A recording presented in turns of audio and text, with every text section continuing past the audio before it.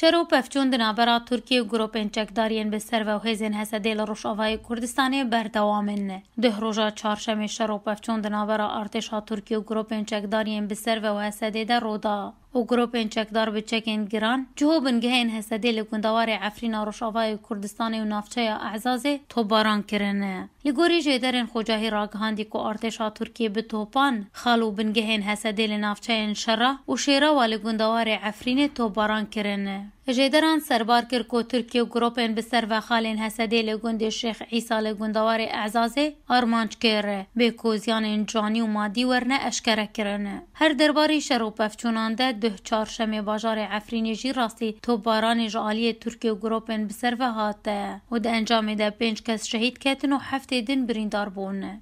هر دوی درباری ده لگوری جدرین خوجاهی جباشار حلب راگهاند بون که ایوارا شوا دوشما بوری گروپین چکدارین بسر ترکیه و بنگهین حسدی لگوند مرعناسی نافچه شرعی عفرین روشاوای کردستانی توباران کربون. ده همان دمه در روانگاه سوریا ماف مروانجی راگهاند بو که ایوارا شوا دوشما بوری ارتشا ترکیه و گروپین بسر و بتوپان گنده هوشانی دکه و روشاوای نافچه عین عیسی لباکور حلبه که دکه و دبندسته حسدی ده توباران کرنه. هر دنابرا دمو دمکی ده شرو پفچون دنابرا ترکیه و گروپین بسر و حسدی لهرما عفرین روشاوای کردستانی و لحلبه و گندواره و دین رودان.